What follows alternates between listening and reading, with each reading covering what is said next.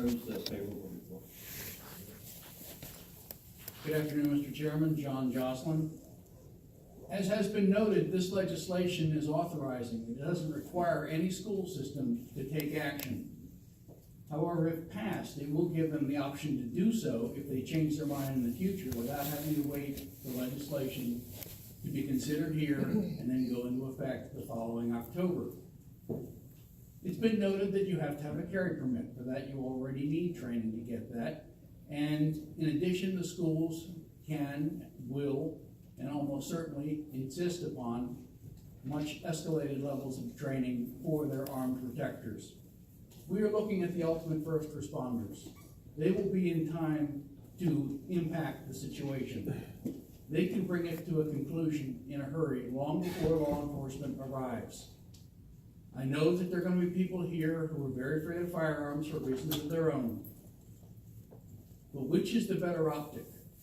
An interview with a teacher who is able to save the students, or extended video of six-man teams in combat gear with machine guns clearing the school after the fact? I, for one, think we should give the schools the option. We should trust them to do what they do best, and that's make good decisions to protect our children. We ask for a favorable report. Okay. Good afternoon, Mr. Chairman, members of the committee. Mike Doherty, Maryland State Rifle and Pistol Association. Like my colleagues sitting up here, we request a favorable report. As our organization has mentioned on several different occasions with several different bills, the option for self-defense and for the defense of others should be left up to the individuals. Shouldn't be legislated away from them and mandated in preventing action. I've been a member of public safety for 24 years, not on the police side, but on the fire and rescue side. I can tell you how long the average response time it would take to get to the closest school to my station. From the time the call comes in to the time that I can be at the door as a former paramedic and current EMT is a minimum of 6 minutes. That's how long it takes to process the call, assign the resources, get them on the road, and get them to the door. That's even if the Montgomery County Police would let me in the door to do my job. They won't, because they want to protect me, because that's their job, protecting the responders to make sure that they can do their jobs. Every single minute is lives. There's lots of places in public safety world where we say the same thing over and over again. We say in the cases of heart attack, minutes are heart muscle. In the cases of stroke, minutes are brain. In this particular case, minutes are student lives. The choice for self-defense should be left to the people that are ultimately going to have to make that decision on a moment's notice, not 10 minutes down the road. We'd urge a favorable report. Okay, thank you very much. Let's have a minute.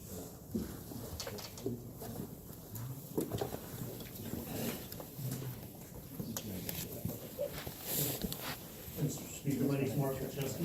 I'm a resident of Harford County. I'm the parent of 2 school-aged children. And every day I send my children to school, I fear for their lives. And I support this bill for very much the same reasons the Delegate Larry introduced in his panel. One of the few things I keep hearing is when seconds count, police are minutes away. I mean, why are we not providing the security for our children at the place where they need it the most, by the people who care the most? We're going to hear probably a lot of opposition here from teachers, as a matter of fact, who don't want this bill passed. But I know I've talked to many, many teachers who want that opportunity because they care about the children and they feel confident that they can do something about it. They feel helpless when they don't. So for that reason, I urge you to find favorable report with this bill. Thank you. My name is Jim Rain, District 9A. Earlier, one of the delegates had commented that somebody was afraid that this was a quick fix. Well, this is not a quick fix. This is actually the third session I've been here to testify in support of this bill. This is not new. You have a model for if you don't want it in your district or your county, Delegate Moon. The model is for state Sunday hunting that we have now. You legislate Sunday hunting by a county basis. So you have a model. If you don't want it in your district, fine, write it out. But the fix for your area, which I'm very close to Howard County, it's different in Carroll County, it's different in Garrett County. There are teachers or staff members all throughout the state of Maryland who already have concealed carry weapons permits, be it they retired law enforcement or retired military. They're already there. And I think that by you not giving another tool for the teachers to protect our kids, I think you're selling them short. I think you should give them the credit that they have earned being that staff member. They care 10 times more about those kids, if not even more than that, than a hired and trained resource officer may be. This is the third time I've been here. Quit screwing around. Protect my kids. Do it. If it doesn't work for your place, it'll probably work for mine or somebody else's. Get off your ass and do it.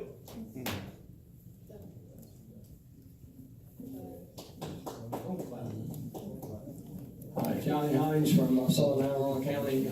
I think first thing I want to note is that the exchange we were having over here with the delegates is very encouraging.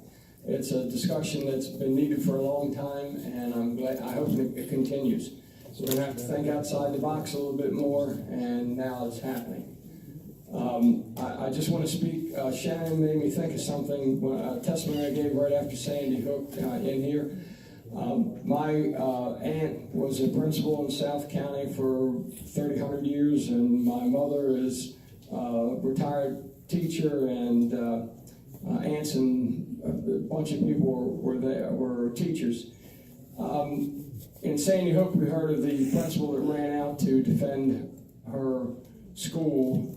I'm sure she had the same feeling that many, like this principal did, over my dead body. Well, unfortunately, that's what it was, over her dead body. We need to give them the opportunity to take something other than a paperweight out to defend their students and their school. And again, this is an enabling bill, not a prescriptive bill. I urge your support. Good evening, Daniel Carlin Weber, District 40. I am a licensed handgun instructor certified by the state of Utah to teach Utah concealed carry. And one of the interesting things that I teach all of my students about Utah law is that there's only a few areas where a person who has a permit cannot legally take a firearm. K through 12 schools and college campuses are none on that list. Anybody, and this is an extreme example, this is not something that's necessarily reflective in this bill. Like we said, this bill is only entertaining the option that a district might allow some of their staff to be armed. But in Utah, they have no such controls. Anyone who has a permit is allowed to set foot, including teachers, administrators, staff members, janitors, parent, etc. Nothing prohibits them from going into a school. We haven't heard about any sort of mass killing or massacres happening in Utah schools, and they've had this as law since 1999. It goes so far in Utah as to suggest, actually, the law is that the school administrations are prohibited from asking what teachers are armed and what teachers aren't. They're not allowed to know that they have permitted teachers in their schools. It's an extreme example, and that's not exactly what's reflected in this bill, but the result in Utah has been no school massacres. And for that's something I wanted to bring your attention. I ask for a favorable report on this bill. Thank you very much for your time.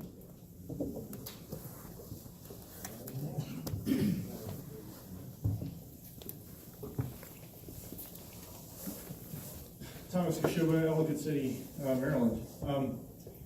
This does not allow something, it just takes away prohibitions on things. What is really being talked about here is a layered defense, right? What is your last chance of defense? Now, sometimes the system works, and I'm going to tell you a story of where it did work. Back in 2011 and 12, I've testified before this, in these committees before about this exact topic. If you Google Mount Hebron, which is the high school in Ellicott City, Jihad Jane, you're gonna find the story of a terrorist that targeted my kid's high school. And if you look at the description of who he sought to kill, it is scary because they're my kids. He should have just put their names down. And continually, these committees here in Maryland just leave my kids defenseless. Totally defenseless, right? Ever since this has happened, now the man is incarcerated, thankfully. The FBI worked this time, but this is a layered defense system. What if he slipped through all the cracks? What if he wasn't discovered? What if he was on the terminal path of destruction? This is the last line of defense.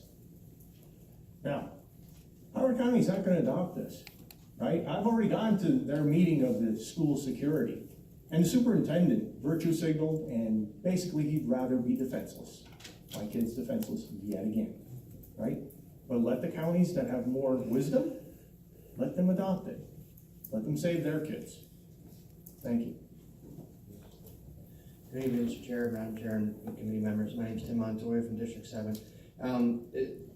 Like everyone else has said, and I'll repeat it again, this bill does not require any teacher to do anything they don't want to do. What this bill does is puts doubt and apprehension into the mind of an assailant, a potential criminal, a deranged person, to think twice. If I lined up 20 people on this side of the room and 20 people on this side of the room and told you one side of that room is armed and one side is not, but you need to go rob one side of the room, what are you going to do? It's going to put a little doubt in your mind. Better pick wisely. Also, we have federal standards and guidelines for Underwriter, and Underwriter Laboratories is one of the big companies that tests and certifies fireproof doors and windows and everything else so that they're not flammable. But we still have sprinkler systems and still have fire extinguishers in school because once a fire starts, you need to put it out. It doesn't mean a fire extinguisher is not going to stop a fire from starting, but it's going to limit the damage it can do. We also have pedal brakes in your car to stop your car, but we also have emergency brakes in every vehicle. That's for the unknown, for the safety factor, for the isolated incident that your main defense mechanism doesn't operate. And I'll leave you with one more thing. We're worried about a teacher having a firearm around children. I think it's far more dangerous to have a deranged teacher have 7 hours of access to our children every day to manipulate their minds and teach them some things that, we may not agree with than it is to have a firearm in school. Thank you. Hello, it's getting kind of late. We've been here a long time today. I've spoken to you guys a couple times as a NRA certified firearm instructor and state instructor with firearms, but that's not why I'm here right now. Gentleman to the left brought up a very good point, and I'm here as a father and also as a veteran, 21 and change in the Navy, flying in the Global War on Terror, and also I'm today transitioned to a new career, been there for about 10 years as an IT. I'm a level 3 IT. When we talk about securing our IT systems, it's a layered approach. I heard a lot from the delegation over here about how they want to do some really good things in order to protect our kids at school. I'm all for it. I think it's great. But we need a layered system. Just like we would protect a base in Baghdad, just like we protect this building and you delegates. We need a layered system, and a last resort in that system is to allow teachers to be able to defend themselves if they so choose. And in so doing, defending our kids as well. That's what I asked for you to consider. I asked for a favorable report. Good evening, I'm Jeff Miller from Frederick County. I also asked for a favorable report on this bill. It's absolutely necessary, as everyone else has stated, to have layers of security. I'm also the father of a Virginia Tech student who was across the street during the Virginia Tech shooting.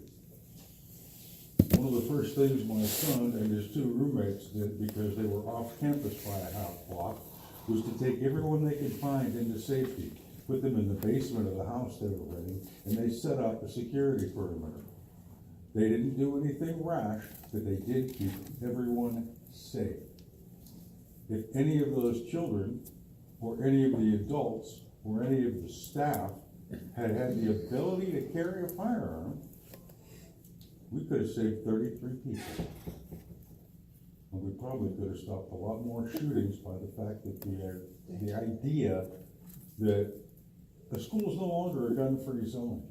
It's not advertising itself as a soft target.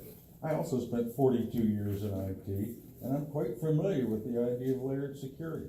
I also have about 200 hours of defensive handgun training in shoot and no-shoot situations, some force-on-force situations, and I'm also an NRA instructor. But mostly I'm a grandfather. And I take my children to school, and I took my grandchildren to school, and 2 days ago I picked one up in the middle of the day who was ill. All I did was push the button on the door. I was admitted saying I was here to pick up and give a student's name. Once I've entered there, everybody else is locked out from helping me. But it's so easy to approach that. If I had an evil intent, I would really want to have an administrator, a facilities person, a coach who was there to respond and protect my grandchildren. Thank you. Anyone else here to testify?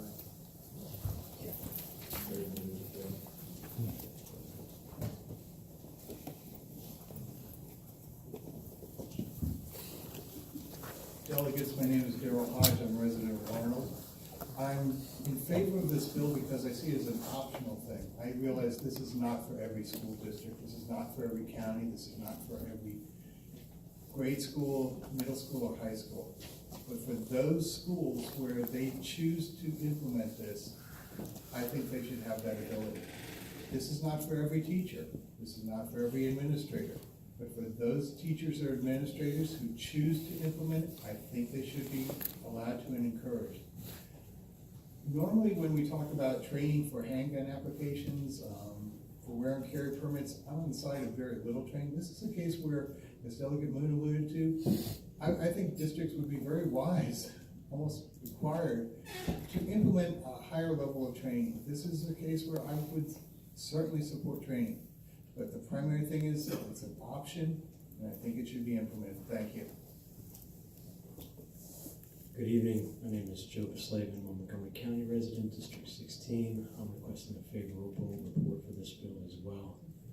I'd like to add, in addition to all the other support that other people have testified to, that I think just the mere fact that there might be resistance to some lunatic coming in to harm children is a deterrent from that happening. And we also heard testimony about these children are instructed to huddle up in the corner while someone pulls a curtain in front of the door. That's not good enough for our kids. If somebody shows up with a firearm, a curtain, that's not going to do it. That is not going to do it, and the police are not going to be able to get there in time to save all of them. The teachers, whether they like it or not, are the first line of defense. In a layered approach, they're going to defend the kids. It's just a matter of how. We should enable them to defend them in a way that will be most effective. Again, favorable report for this bill. Thank you. Good evening, my name is James McGuire. I'm from Iamsville up in South End County, and I request a favorable report on this bill. I used to work in large facility security installation business. We did all sorts of factories, military facilities, things like that. The security aspect is fundamentally a defensive play, and you have basically what's called the tanker's dilemma. You are forced in defense to defend against all possible attacks, which makes it complicated, expensive, difficult. You've heard the term layers repeatedly. That term is important. As the defender, you don't get to choose the terms or the scenario or the timing such that it's convenient for you. Your attacker, your opponent, the guy who's playing offense, gets to poke and prod and work towards your weaknesses. And unfortunately, gun-free zone is a big weakness right now. This bill provides an opportunity, an option for the teachers to be part of the solution. Right now, they're kind of stuck. There's nothing they can do about it other than fall up in the corner of the curtain over the window, and that's awful. As the Florida shooting was unfolding, it got into everybody's head, every student knew about it, and my son, who's 11, he's in 5th grade, came home and he was very concerned, and he asked, is this the kind of thing that could happen to us? And I had to be honest and say, son, we don't get to choose where this happened. There's crazy people everywhere. And he asked if teachers could have guns in schools to protect the students, and I said no. And he asked me very point blank, why aren't the teachers allowed to protect us? And well, I put that question to you. Please have a favorable report, Ms. Phil. Good evening. Good evening. My name is Perry Sharpless. I'm from District 4 from Monrovia, right next to Iamsville, it turns out.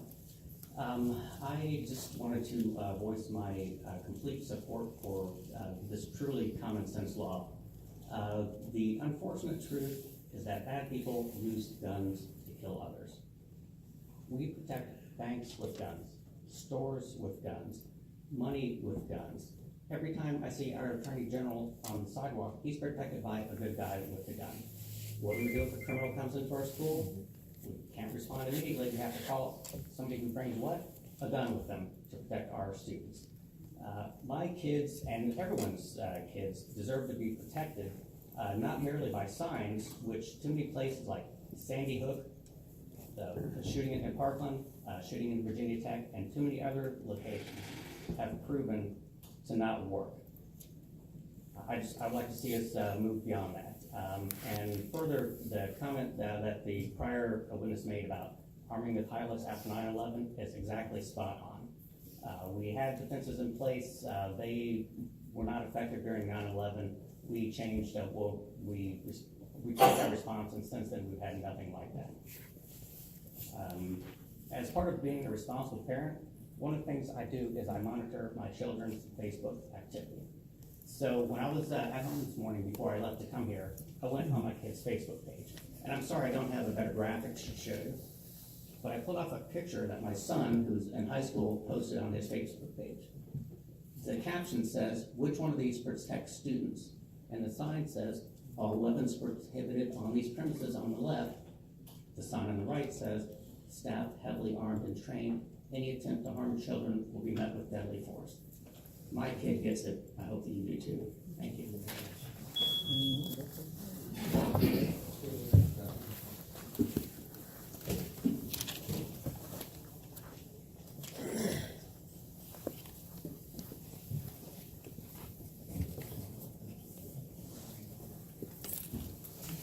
Good evening, everybody. My name is Skylar Hebden. I'm actually a firearms instructor, a federally licensed firearms dealer, state licensed firearms dealer. I spend more time doing training for members of the public as far as firearms discipline than anything else I do these days. I'm not a stocking dealer anymore, and because I saw a need for the training more intensive than even the state requires. We currently have a 16-hour requirement for the wear and carry permits, which of course any of the school employees that were so authorized, not just teachers, as I read the bill, any of those who were so authorized to, by the school board, would still have to go through all the layers of training, including the background checks, which are some of the most intensive of any state, the training, which is some of the most intensive of any state. And there's members of the community like me that offer the training, and we don't use the